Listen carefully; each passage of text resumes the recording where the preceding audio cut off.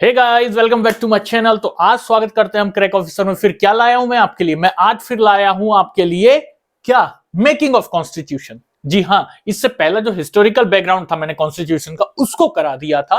ठीक है, जिसने नहीं देखा है वो इस वीडियो से पहले प्लीज उसको देख ले, ताकि समझने में एक क्या क्रोनोलॉजी है, समझने में क्या रहेगी, आसानी रहेगी। ठीक है, तो आज हम बात करने वाले हैं संविधान कैसे क्या बना, क्या क्या इसमें कॉम्पोजिशन आए थे कॉन्स्टिट्यूएंट असेंबली बनने में। ठीक है ना, संविधान तो है वो तो बाद की बात है, लेकिन पहले कॉन्स्टिट्यूशन में क्या रहा, कैसे बना। ठीक है, सो उसको थोड़ा सा समझ लेते, आइडिया एक्चुअली में आया कहां से, ये सब थोड़ा सा देखिए। इसकी डिमांड की अगर बात करें, डिमांड फॉर कॉन्स्टिट्यूएंट असेंबली कैसे बनी, कैसे आई, मींस संविधान सभा की जो है डिमांड कहां से आई। देखिए 1895 में क्या हुआ था, स्वराज बिल बाय बाल गंगाधर तिलक। बाल गंगाधर तिलक के स्वराज बिल में उन्होंने सबसे पहले इसकी बात कही थी। मैं बात हो रही है कि ये वर्ड का यूज कैसे आया, कहां से बातें चालू हुई इंडिया के लिए। ठीक है ना, तो इसलिए बता रहा हूं। वैसे तो 1895 में अगर क्वेश्चन कई बार आता है किसने ये शब्द का सबसे पहले इस्तेमाल करा भारत के संदर्भ में, सो वैसे तो होगा नाम बाल गंगाधर तिलक। लेकिन इसका अगर बात करें आइडिया किसने दिया कंस्टिट्यूएंट असेंबली का, सो ये आ जाएगा एम.एन. रॉय। कम्युनिस्ट मूवमेंट के एक पायनियर थे, दिग्गज थे। ठीक है, इन्होंने ही क्या दिया था, आइडिया दिया था 1934 में एम.एन. रॉय ने। ठीक है, सो ये बात को याद रखेंगे। लेकिन 1895 के बाद 1922 में भी किसने, जब नॉन कोऑपरेटिव मूवमेंट चल रहा था, ठीक है ना, असहयोग आंदोलन, तो उस समय इसके बारे में क्या हुआ था, गांधी जी ने एक बात कही थी, क्या, भारतीय संविधान का निर्माण भारतीय द्वारा ही किया जाएगा। गांधी जी ने यह कथन कहा था, क्या, भारतीय संविधान का निर्माण भारतीय द्वारा ही किया जाएगा। तो अभी मैं सिर्फ इसमें यह बताते हुए चल रहा हूं, ये जो वर्ड यूज हो रहा है कॉन्स्टिट्यूएंट असेंबली या संविधान सभा, किस किसने आइडिया लाया, किस किसने इसके बारे में बात कही थी। ठीक है ना, तो 1895 में आपको बता चुका हूं, 1895 में आपको बाल गंगाधर तिलक, 22 में 1922 में क्या गांधी जी का ये कथन आया था। उसके बाद यहां से जो हम पढ़ रहे हैं लक्ष्मीकांत, उसमें ये बातें लिखी है 1934 से। क्या लिखा है उसमें कि M.N.. Roy pioneer communist movement के एक दिग्गज, ठीक है ना, ये क्या एम.एन. रॉय, इसने सबसे पहले कॉन्स्टिट्यूएंट असेंबली के लिए, भारत के लिए एक होनी चाहिए कॉन्स्टिट्यूएंट असेंबली संविधान के लिए, क्या आइडिया दिया था, किसने, एम.एन. रॉय ने। उसके बाद 1935 में इंडियन नेशनल कांग्रेस, इसने भी क्या करा था, ऑफिशियली डिमांड करा था कि हाँ एक संविधान सभा होना चाहिए, कॉन्स्टिट्यूएंट असेंबली होना चाहिए हमारे संविधान के निर्माण के लिए। ठीक है ना, हमारे संविधान के निर्माण के लिए एक कॉन्स्टिट्यूएंट असेंबली होना चाहिए, एक संविधान सभा होना चाहिए। जिसमें संविधान सभा से मेरा मतलब क्या है, आप क्या समझते हैं, बिल्कुल लोकसभा राज्यसभा, जिसमें क्या डिस्कशन हो सके, क्या पब्लिक इश्यूज पे डिस्कशन हो सके, बजट पे डिस्कशन हो सके, रेलवेज अगर है तो रेलवे पे डिस्कशन हो सके, मींस पब्लिक बेनिफिट्स में क्या डिस्कशन हो सके, और फिर क्या हो वो इंप्लीमेंट कर सके, वो एक्ट लॉज इंप्लीमेंट कर दिया जा सके, जिससे क्या पब्लिक को फायदा हो। सो ये क्या, ये एक बहुत ज्यादा जरूरी होता है किसी भी कंट्री, किसी भी स्टेट को डेवलप करने के लिए। ठीक है ना, सो पार्लियामेंट कहूं या कॉन्स्टिट्यूएंट असेंबली, अगर यहां के टर्म्स में बात चल रही है अभी, सो क्या कहें हम, इंडियन नेशनल कांग्रेस ने क्या करी थी, ऑफिशियल डिमांड करी थी। ठीक है, 1935 में, ध्यान रखेंगे। फिर आया गया था 1938। 1938 में एक लिखा है मैंने, Jawaharlal Nehru statement about constituent assembly. देखिए इसमें क्या होता है, जवाहरलाल नेहरू ने in on behalf of Indian national Congress ये कहा था कि जो संविधान सभा, हाँ बिल्कुल, एक संविधान सभा का निर्माण होना चाहिए। और संविधान सभा का निर्माण कैसे होगा, संविधान सभा का निर्माण होगा हम भारतीय ही द्वारा, उसमें कोई इंटरफेरेंस नहीं होगा, किसका, ब्रिटिशर्स का, ब्रिटिश का कोई इंटरफेरेंस नहीं होगा, क्योंकि वो संविधान सभा भाई हमारे देश के लिए, और हमारे देश के लिए, हमारे लिए, तो उसमें क्यों इंटरफेरेंस हो। ठीक है ना, तो उन्होंने ये कहा था, फ्री इंडिया में संविधान सभा का स्टेटमेंट ये उन्होंने दिया था।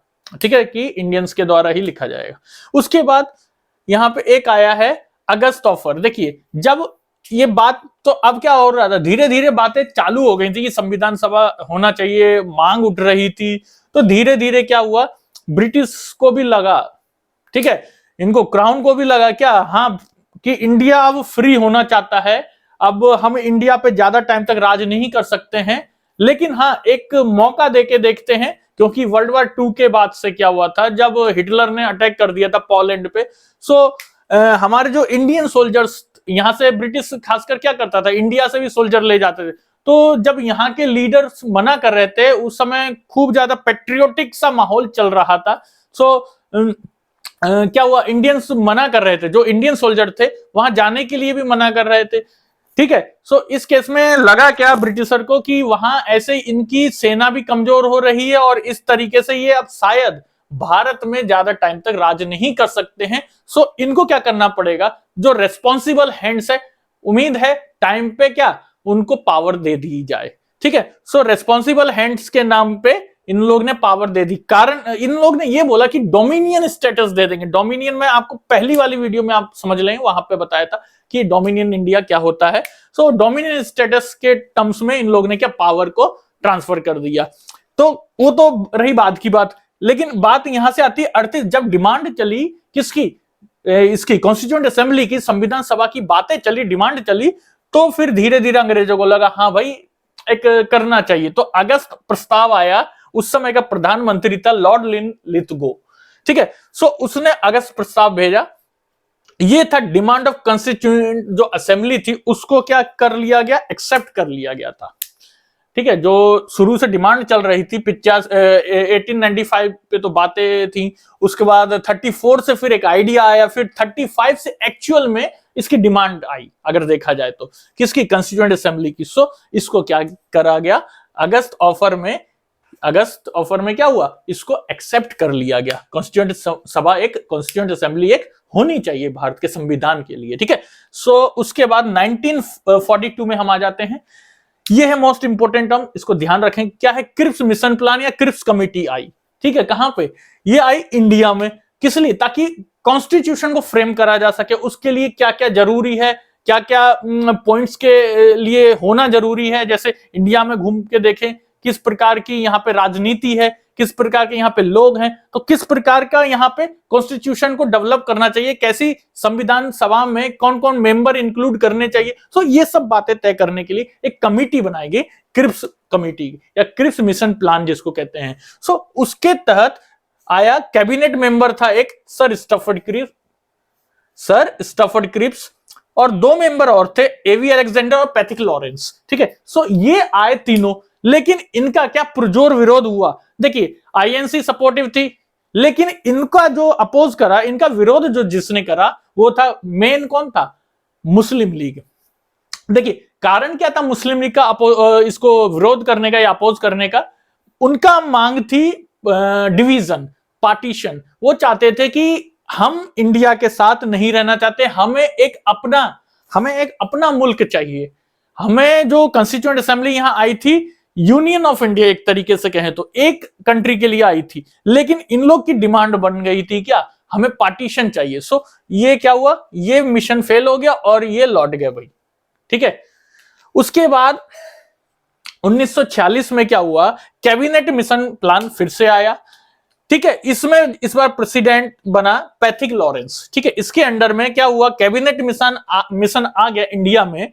सो इसमें कैबिनेट असेंबली को क्या कर दिया गया, बना दिया गया, तय कर दिया गया अंडर कैबिनेट मिशन प्लान। इस प्लान के तहत कैबिनेट मिशन को बना दिया गया कॉन्स्टिट्यूशन बनाने के लिए भारत की, ठीक है। सो अब क्या कॉम्पोजिशन था, जब ये कैबिनेट मिशन प्लान बन गया, अब क्या कॉम्पोजिशन था, एक्चुअली में क्या हुआ था, उस समय मुस्लिम लीग पार्टीशन के लिए था, वो राजी थी, लेकिन पार्टीशन की तो यहां पे बात नहीं थी, यहां पे ही बात चली थी, लेकिन यहां पे फिर वो थोड़ा सा नरमी से आए थे, बाद में डायरेक्ट एक्शन डे हुआ, उसको हम बताएंगे, ठीक है। इसके बाद फिलहाल अभी देखते क्या कॉम्पोजिशन हुआ, जो वो देखते हैं, ठीक है।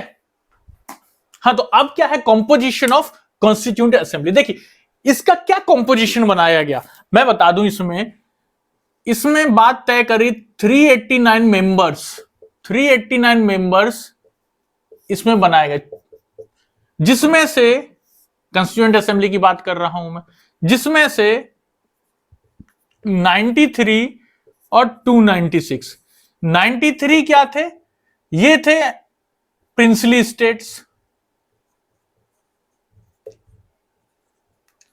ठीक है, ये नॉमिनेट करे जा रहे थे। 93 मेंबर्स प्रिंसली स्टेट से नॉमिनेट करे जाएंगे और 296 में से 292 और 4, जो 4 मेंबर थे वो इलेक्टेड हो रहे थे, चुने जा रहे थे। कैसे? इलेक्टेड इन 4 चीफ इलेक्शन कमिश्नर प्रोविंसेस,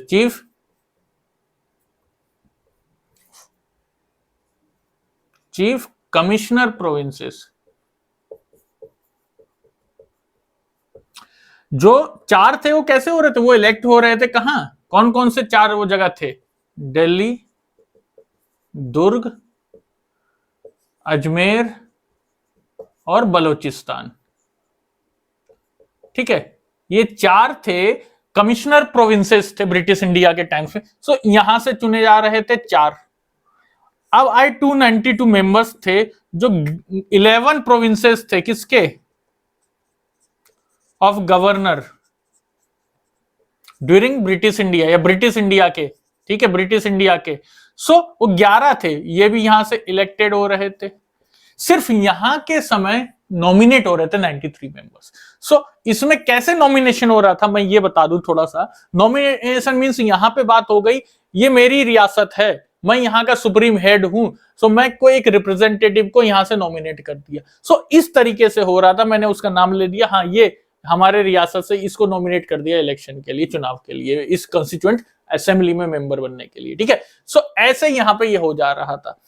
और यहां पे क्या, इलेक्शन का एक प्रोसेस चल रहा था, जिसमें अगर यहां की भी बात करूं मैं, ये जो आपके 4 और 292 थे, यहां पे सिस्टम ये था, कैसे सीट अलॉटमेंट था। सीट जो अलॉटमेंट था वो था पॉपुलेशन के अकॉर्डिंग था।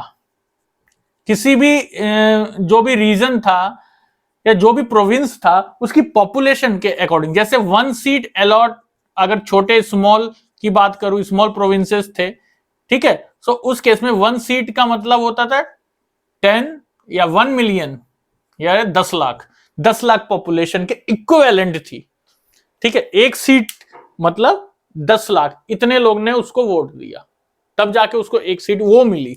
सो ये एक था। और दूसरा मैं बता दूं, जो लार्ज प्रोविंसेस थे या इंपोर्टेंट प्रोविंसेस थे, ठीक है ना, सो उस केस में कैसे हो रहा था कि मुस्लिम और आपके सिख और जो जनरल में आ जा रहे थे हिंदू वगैरह सब, ठीक है, सो इनके वोटिंग हो रहे थे। सो इसमें भी कैसे हो रहा था, according to their population, seat का अलॉटमेंट कैसे था, पॉपुलेशन के प्रोपोर्शन के आधार पे, ठीक है। तो ये तो बात थी, इसका कंपोजिशन ये इस तरीके से।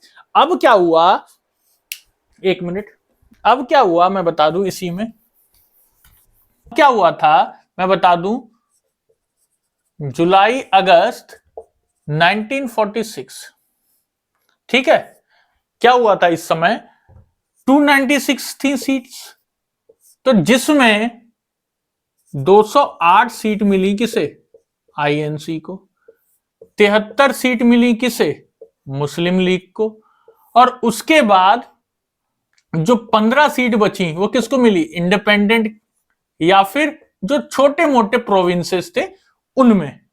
लेकिन बात करते हैं यहां पे 389 सीट थी, जिसमें से 93 कहां गई, बात करते हैं ना 93 कहां गई, तो 93 जो सीट्स थी उसमें क्या हो गया, ये थी किसकी, प्रिंसली स्टेट्स की नॉमिनेटेड सीट्स थी।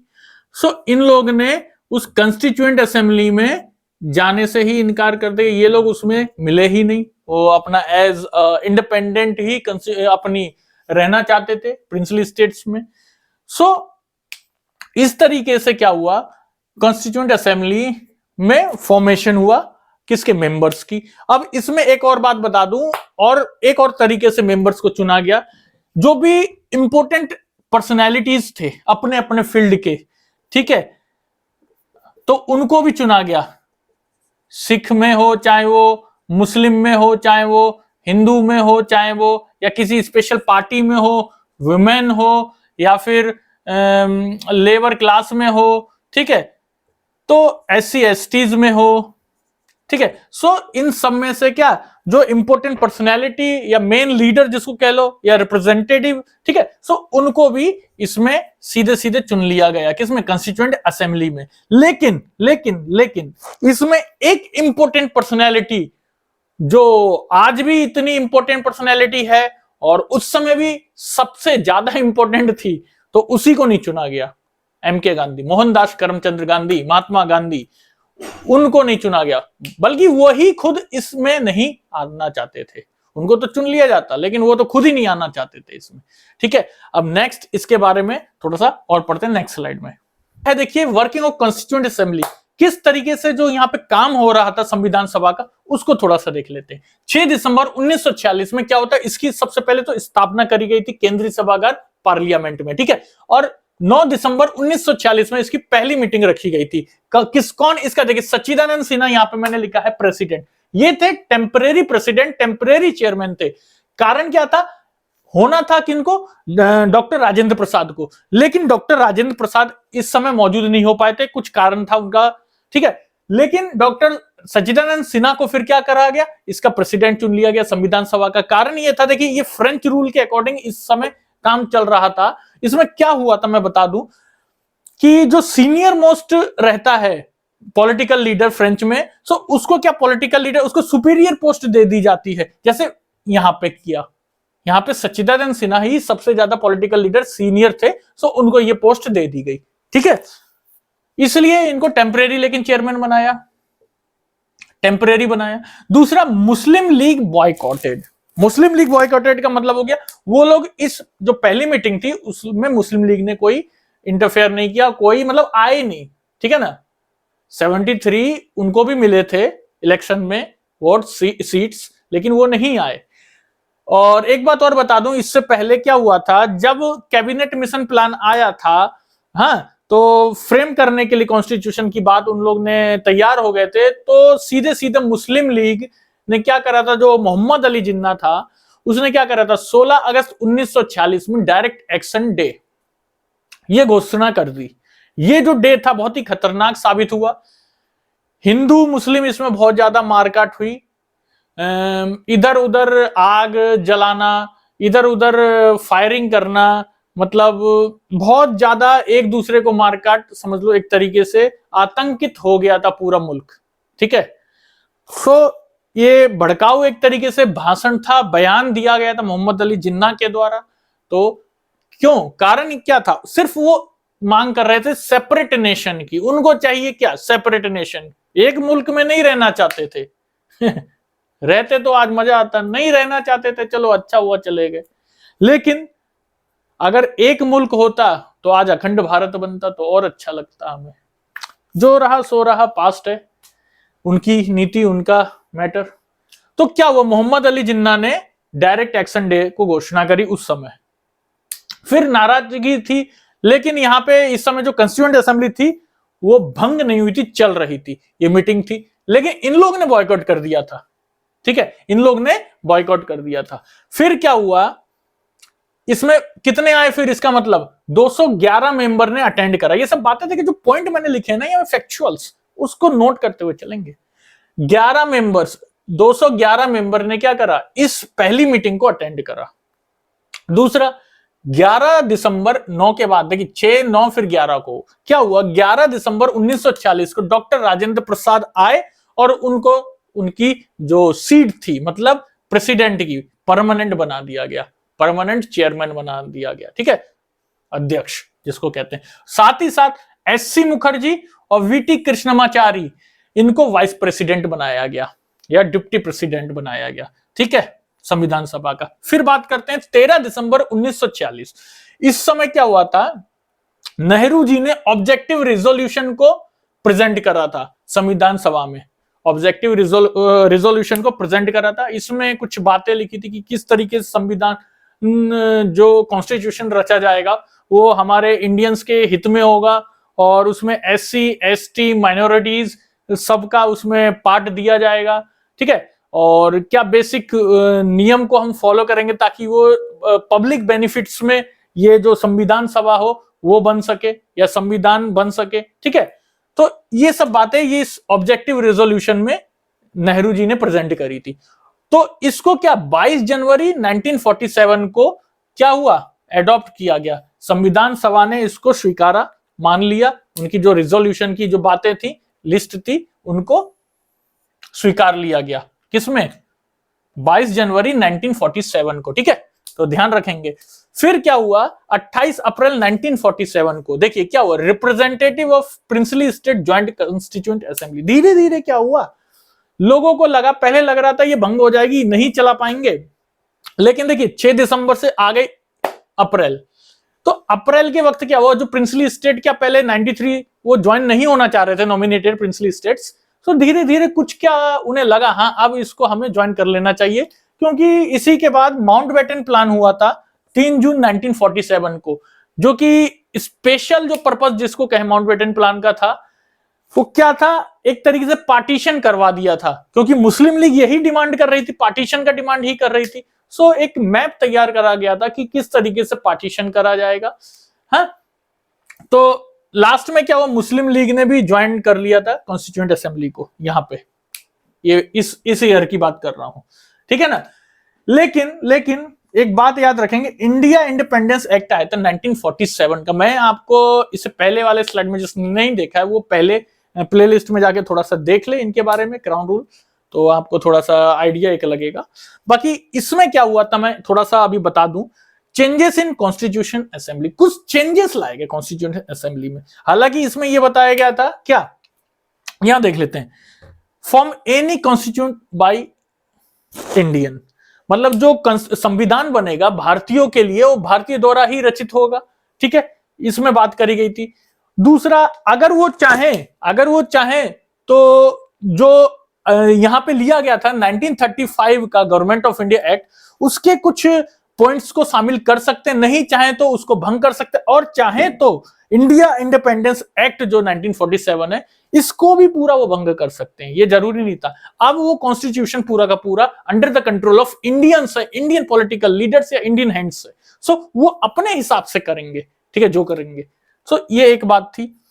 फिर इसमें था, एक तो था लेजिस्लेटिव और एग्जीक्यूटिव बॉडी को सेपरेट करा गया, जिसमें जो कॉन्स्टिट्यूशनल बॉडी थी उसका हेड बनाया गया डॉक्टर राजेंद्र प्रसाद, और जो लेजिस्लेटिव बॉडी थी जीवी मावलंकर, इसको उसका हेड बनाया गया। एक सेपरेट डे इनकी मीटिंग्स होती थी, ऐसा नहीं एक ही दिन, सेपरेट पावर बना दी गई थी, ठीक है, कॉन्स्टिट्यूशन ऑफ इंडिया में। और ये सिर्फ थी 26 नवंबर 1940 तक। संविधान का डेट ऑफ एडॉप्शन है ना 26 नवंबर 1940, एडॉप्ट नहीं करा गया संविधान, लिख के 2 साल 11 महीने 18 दिन, ये अभी आगे बताऊंगा मैं, ठीक है।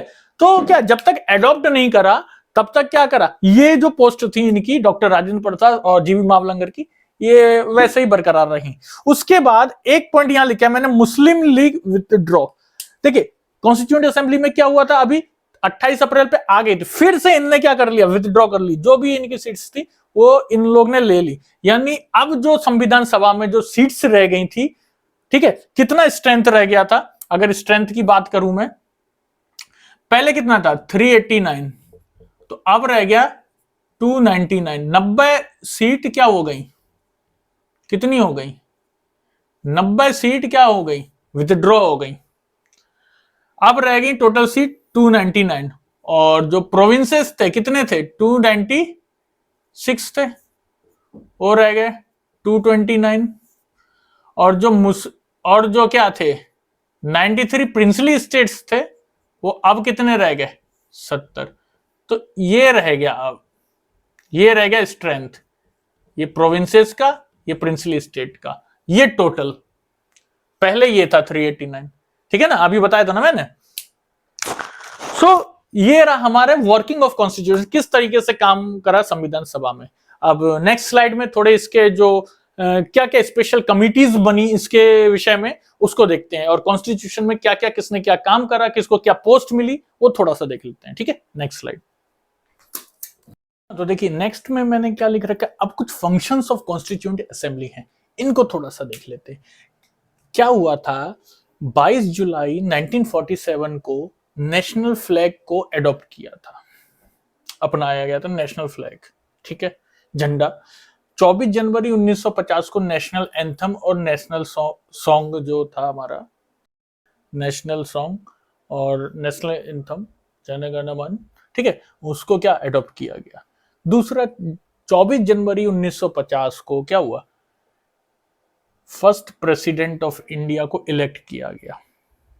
यहां पे मैं ये बात बता दूं, फर्स्ट प्रेसिडेंट ऑफ इंडिया को क्या किया गया, इलेक्ट करा गया 24 जनवरी 1950 को, ठीक है। और यहीं पे 24 जनवरी 1950 को क्या फाइनल सेशन भी हम कह सकते हैं, यही था कॉन्स्टिट्यूएंट असेंबली का। इससे पहले 6 दिसंबर से शुरू हुआ था, तो यहाँ पे 24 जनवरी 1950 में क्या ये फाइनल लास्ट सेशन, जिसको क्वेश्चन में आता है लास्ट सेशन कौन सा था कॉन्स्टिट्यूएंट असेंबली का, सो संविधान सभा का ये लास्ट सेशन था 24 जनवरी को। लेकिन एक बात और बता दूं मैं, जब तक जनरल इलेक्शन नहीं हुए थे ना 51 या 52 तक, तो कुछ मीटिंग्स और भी इसमें होती रही थी, कुछ सेशंस होते रहे थे, लेकिन जो फाइनल अगर देखा जाए तो 24 जनवरी को माना जाता है लास्ट, ठीक है। और 26 जनवरी 1950 को फिर क्या as a Republic Day celebrate किया। अब यहाँ पे मैं कॉन्स्टिट्यूट असेंबली के बारे में कुछ बातें हैं, इसमें टोटल 11 सेशन हुए थे अगर देखा जाए 1950 से पहले 1950 तक, जिसमें संविधान जब बन रहा था, कॉन्स्टिट्यूशन बन रहा था, कॉन्स्टिट्यूशन ऑफ इंडिया, सो उस केस में क्या कितना समय लगा था, 2 साल 11 महीने 18 दिन, 2 साल 11 महीने 18 दिन। और जो कॉन्स्टिट्यूशन के मेकर्स थे, जो बनाने वाले थे, चाहे वो अलग अलग कमेटी के थे ना, ड्राफ्टिंग कमेटी थी, झंडा समिति थी, ठीक है ना, और भी कमेटी थी, सो उनमें क्या थे, कुछ मेजर कमेटी, कुछ माइनर कमेटी, उनमें क्या थे, कैसे बन रहा था भाई, देखो कुछ आइडिया लिए जा रहे थे, कहां से, अदर कंट्रीज से, तो अराउंड 60 कंट्रीज से सबके संविधान को पढ़ा गया, उधर देखा, इधर देखा, उधर देखा, कुछ मैंने बताया ना 1935 के उससे भी लिया, गवर्नमेंट ऑफ इंडिया, तो काफी जगह से फिर सबका मिश्रण अगर देखा जाए तो हमारा जो संविधान है, हमारा जो कॉन्स्टिट्यूशन है, लेंथीएस्ट रिटन कॉन्स्टिट्यूशन है इन द वर्ल्ड, सबसे लंबा बड़ा, इसको कहा जाता है quasi federal constitution of India, सबसे लंबा, सबसे बड़ा, ठीक है ना, ये हमारा संविधान है, ठीक है। और इसमें बात बता दूं, जो ड्राफ्ट कॉन्स्टिट्यूशन हुआ था अराउंड 114 दिन लगे थे। खर्च कितना आया था इसमें, खर्च आया था 64 लाख, 50 के समय की बात है, 49 और 50 के समय की बात है, 64 लाख रुपए आया था उस समय खर्च। भाई 60, जब 60 कंट्री में जाने का मतलब केवल किताब से ही देखना, वहां पे जाके बात भी करना, वहां पे जाके देखना भी क्या संविधान कैसा वर्क करे, तो इसमें टाइम भी लगा और पैसा भी लगा। दूसरा एक रिटर्न था, तो कितना वर्ड, 90,000 वर्ड का है वैसे अगर देखा जाए तो, ठीक है।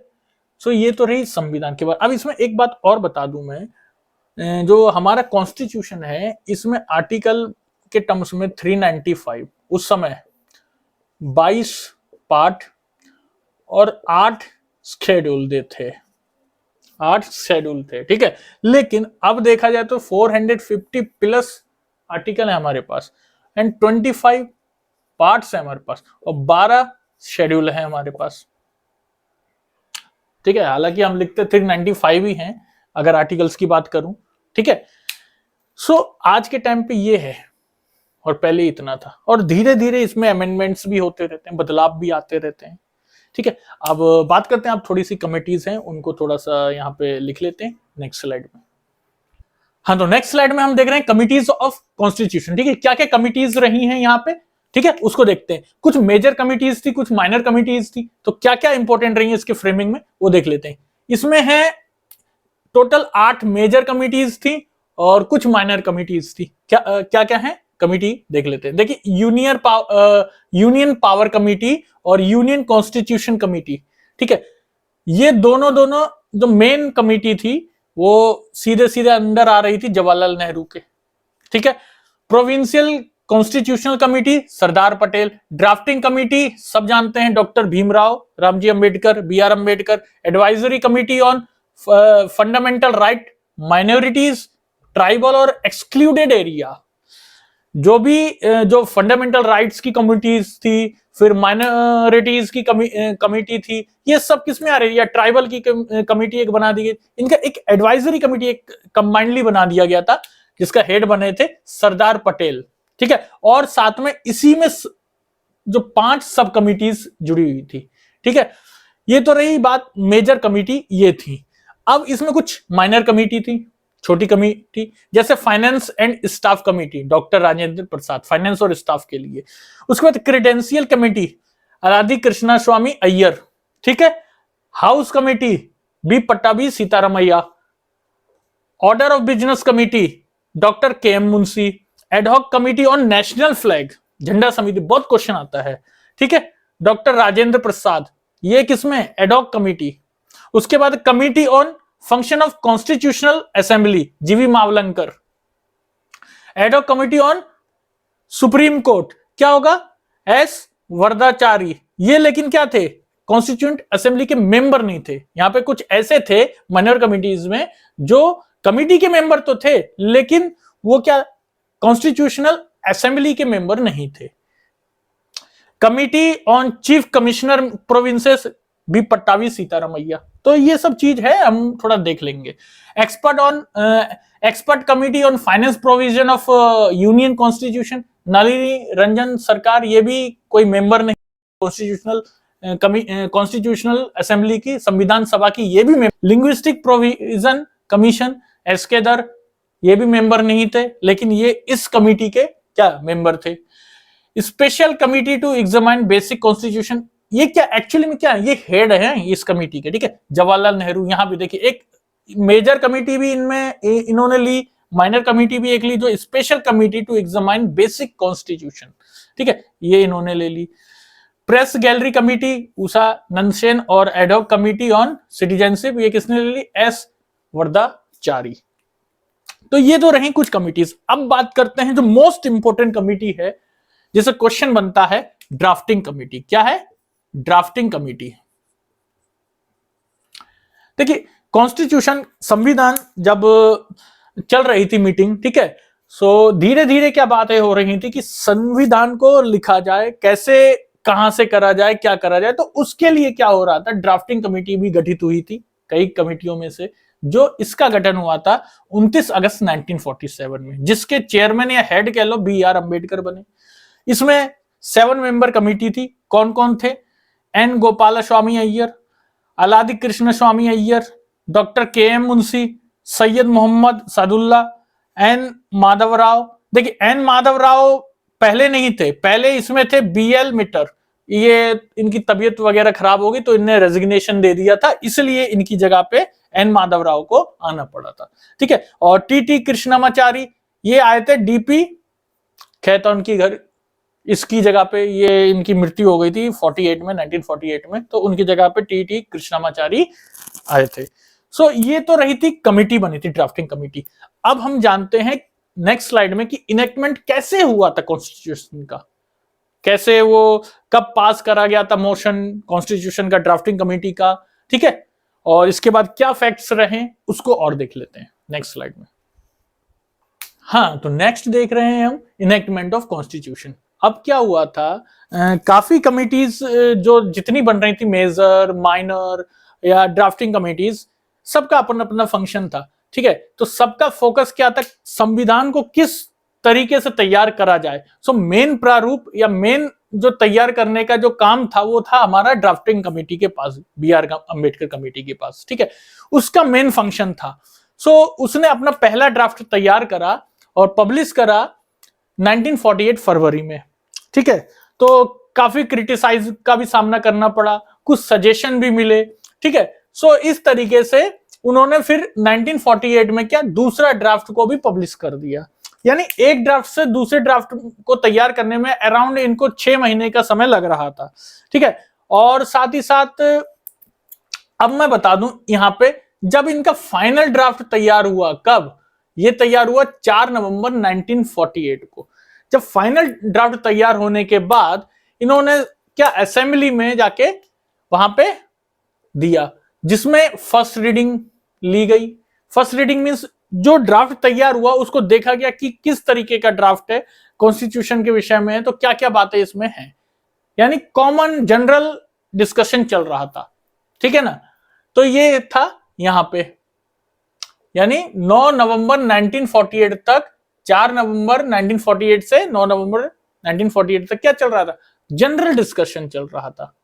जो ड्राफ्ट आया था फाइनल ड्राफ्ट, उस पर जनरल डिस्कशन चल रहा था कि क्या है और क्या इसमें सुधार और कर सकते हैं, या फिर क्या इसमें और अमेंडमेंट कर सकते हैं, क्या ऐड कर सकते हैं, इस तरीके की बातें जनरल चल रही थी।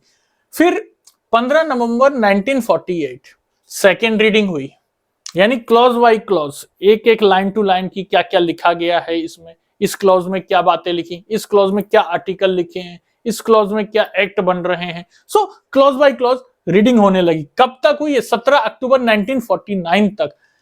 एक्चुअली में ये इतना टाइम क्यों लगा, देखिए इतना टाइम क्यों लगा, 48 से 49 इतना टाइम क्यों लगा, क्योंकि जो क्लॉज थे भाई वो भी तो 7653 अमेंडमेंट भी प्रपोज करे गए, पास करे गए, यहाँ पे अमेंडमेंट भी, बदलाव भी कई करे गए, और जिसमें से 2473 जो एक्चुअली में डिस्कस करे गए, कितने, 2473 जो क्लॉज थे एक्चुअली में डिस्कस भी करे गए, ठीक है। क्लॉज से मतलब होता है जो जनरल टॉपिक, यानी जो संविधान में लिखित है, इन लोग ने जो लिखा था, ड्राफ्ट करा था, तो उसमें चाहे वो SC ST के लिए कुछ बातें लिखी हो, या पब्लिक बेनिफिट में फंडामेंटल राइट्स में कुछ हो, ठीक है, या फंडामेंटल ड्यूटीज कुछ हो, ठीक है, तो इस तरीके की क्या बोलते हैं वहां पे इन लोगों ने बनाया था, ठीक है। हालांकि ड्यूटी तो बाद में आई है 76 में, फिलहाल इसकी बातें कर रहा हूं मैं। तो इन्होंने क्या इस तरीके का प्रारूप तैयार किया था। तो यहां पे क्या हो रहा था, अमेंडमेंट हुआ था 7653 अमेंडमेंट्स, और 2473 जो टॉपिक थे, क्लॉज बाय क्लॉज कह सकते हैं या क्लॉज थे, उनको डिस्कस करा गया था। और 14 नवंबर 1949 को क्या हुआ था, तीसरी रीडिंग हुई थी।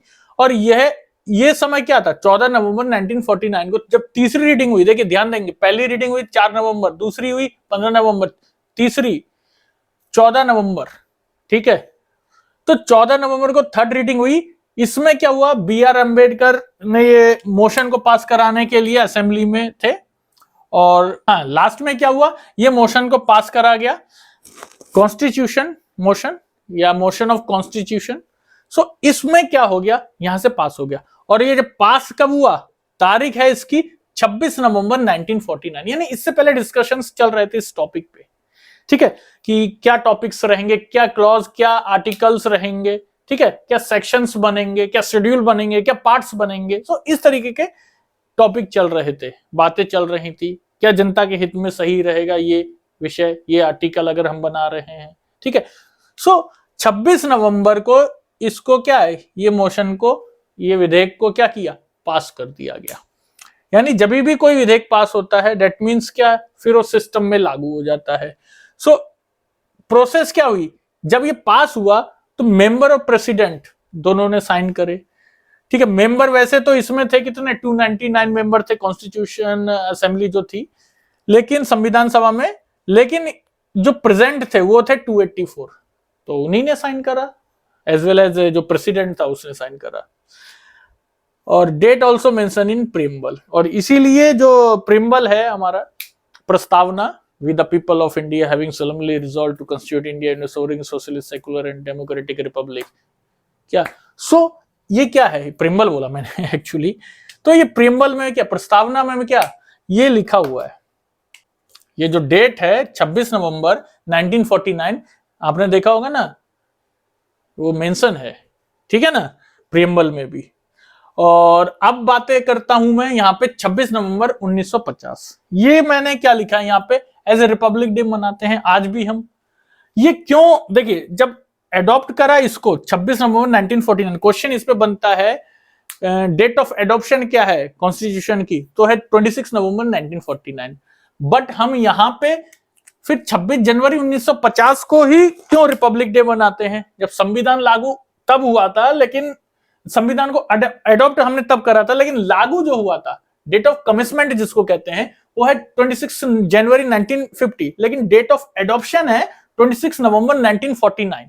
इतना फर्क है। इस दिन ये क्या हुआ था, मोशन पास हुआ था पार्लियामेंट में, असेंबली में, ठीक है, साइन हुए थे, ठीक है। और इस समय क्या हुआ था, डेट ऑफ कमिटमेंट, जैसे मान लो इस समय जो था, जो जब भी जैसे ही ये पास हुआ ना मोशन, सो जो कुछ नियम जो होते हैं वो ऑटोमेटिकली, कुछ आर्टिकल्स क्या है वो अपने आप लागू हो जाते हैं, जैसे सिटीजनशिप वाला आर्टिकल्स होता है, या फंडामेंटल राइट्स का कुछ आर्टिकल्स होते हैं, ठीक है।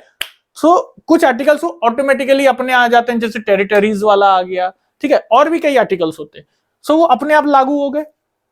लेकिन फिर क्या हुआ, 26 जनवरी 1950 तक और जो मेजर पार्ट था उसको भी लागू करा गया, उसमें भी क्या करा गया, चेंजेस अगर लाने थे तो चेंजेस लाए गए, और कई कई आर्टिकल्स इसमें जोड़े गए, ठीक है। सो धीरे धीरे 26 जनवरी 1950 बस यही डेट को चुन लिया गया। लेकिन क्यों, कारण क्या था, इसी डेट को क्यों चुना, क्योंकि सबसे बड़ा कारण था स्वराज दिवस, या कहूं लाहौर सेशन चल रहा था 1929 में, ठीक है। लाहौर सेशन के दौरान पूर्ण स्वराज की मांग करते हुए किसने, जवाहरलाल नेहरू ने, पूर्ण स्वराज की मांग करते हुए जवाहरलाल नेहरू ने तिरंगा फहराया था, झंडा फहराया था, ठीक है ना। कहां पे, लाहौर सेशन में या लाहौर अधिवेशन में, वहां पे 1930 पे।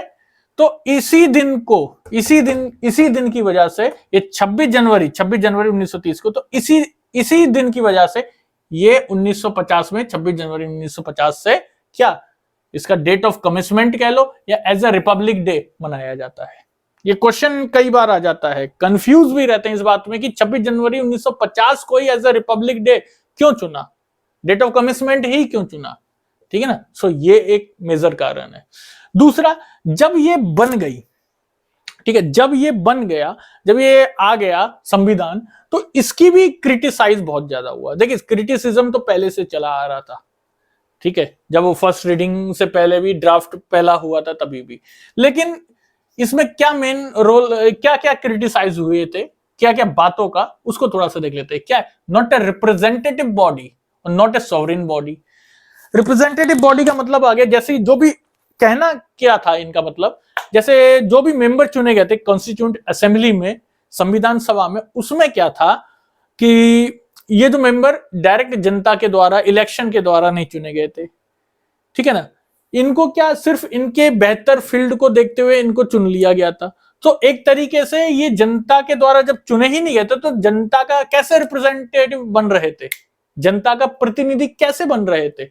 इसलिए इसको, और ये दूसरा बताऊं, सॉवरेन बॉडी का इसलिए लिखा है कि ये अभी भी क्या, अंग्रेजों का बनाया हुआ एक सिस्टम था, और अंग्रेज कह रहे थे अगर ये ऐसा कॉन्स्टिट्यूएंट असेंबली बनेगा तो बनेगा, इसमें ये लोग होंगे तो ये लोग चलेंगे। तो इस तरीके से कि आजाद होने के बावजूद भी क्या, अंग्रेजों का बनाया हुआ सिस्टम था। तो ये बातों का क्या हो रहा, थोड़ा क्रिटिसाइज हो रही थी।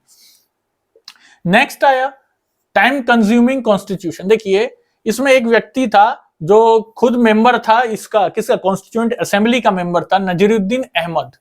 इसने इसको कहा था ड्राफ्टिंग कमेटी नहीं, इसने कहा था ये ड्रिफ्टिंग कमेटी है।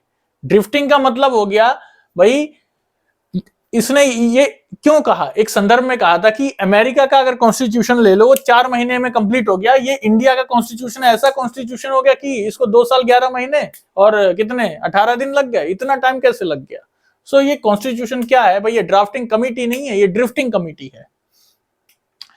तीसरा, डोमिनेटेड बाय कांग्रेस। देखिए, कई लोग कह रहे थे, हाँ सीधी सी बात है, ये इस पे सीधा सीधा जो मेन डोमिनेशन था, मेन पावर थी जो कॉन्स्टिट्यूशन में या कॉन्स्टिट्यूएंट असेंबली में, वो मेन कौन था, संविधान में, संविधान सभा में मेन कौन था, कांग्रेस लीडर्स या लॉयर्स या पॉलिटिशियंस या हिंदूज। सो सब लोग के एक अपने अपने मत थे, अपने अपने बयान थे, जिसमें एक ग्रेवनिल ऑस्टिन, ठीक है, इसका क्या मत था, ये कहता था वन पार्टी बॉडी है, ठीक है, किसके बारे में, कांग्रेस के लिए, कॉन्स्टिट्यूशन को। लॉर्ड विस्काउंट साइमन ये क्या कहता था, अ बॉडी ऑफ हिंदूज, ठीक है। और विंस्टन चर्चिल ये क्या कहा था इसने कि only one major community in India, सिर्फ एक ही जो मेजर कम्युनिटी है वही क्या है, इस पे भारी है, वही मेन मतलब संविधान का रोल प्ले कर रही है, वही कॉन्स्टिट्यूएंट असेंबली में ज्यादा है। तो ये तो रही थी कि संविधान किस तरीके से संविधान सभा में आया, उसको कब लागू करा, और डेट ऑफ कमेंसमेंट कब बनी और डेट ऑफ एडॉप्शन कब बनी, ठीक है, और उसको क्या क्रिटिसिज्म झेलना पड़ा।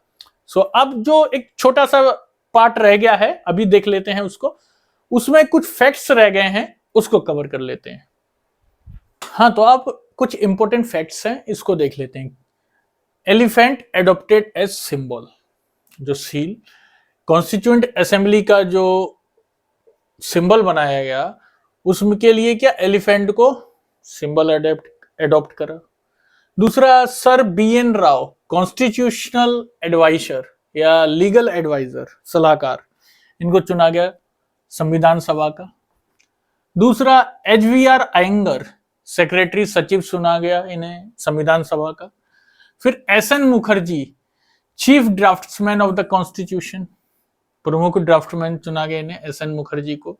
ये इंपॉर्टेंट है, बिल्कुल ध्यान रखेंगे इनको। अब कैलीग्राफर, देखिए कैलीग्राफर ये बहुत ज्यादा इंपॉर्टेंट आ जाते हैं, क्योंकि यहाँ पे इंग्लिश और हिंदी दो हैं। ओरिजिनल की बात करूं, प्रेम बिहारी नारायण राय ज्यादा, हैंड रिटन इटैलिक्स में लिखा। इटैलिक्स का मतलब होता है इस तरीके से, जैसे मैं यहां लिख रहा हूं,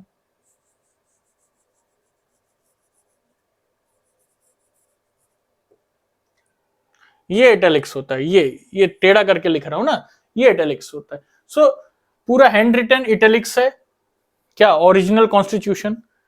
और इसको थोड़ा सा डेकोरेशन भी करा गया काफी, इसमें शांति निकेतन, नंदलाल बोस और बेहर राम मनोहर, ठीक है, इन लोग का बहुत बड़ा हाथ है, जिन्होंने डेकोरेट करवाया है, ब्यूटीफुली इल्यूमिनेटेड, ऑर्नामेंटेड, ठीक है, किस तरीके से। अभी मैं एक फोटो डाल दूंगा, आप देख लेंगे। और एक है कैलीग्राफर इन हिंदी, वसंत कृष्ण वैद्य और नंदलाल बोस। ये वसंत कृष्ण वैद्य जो है ये हिंदी, इन्होंने हिंदी में लिखा, और नंदलाल बोस जो है डेकोरेशन ब्यूटीफुली, और इन्होंने हिंदी वाले को अच्छी तरीके से। तो बस आज के लिए इतना ही, अब नेक्स्ट मैं लाऊंगा इसका जो पार्ट है उसको। तो नमस्कार, और आगे फिर मिलते हैं। बस लाइक सब्सक्राइब जरूर करिएगा, ठीक है। जय हिंद।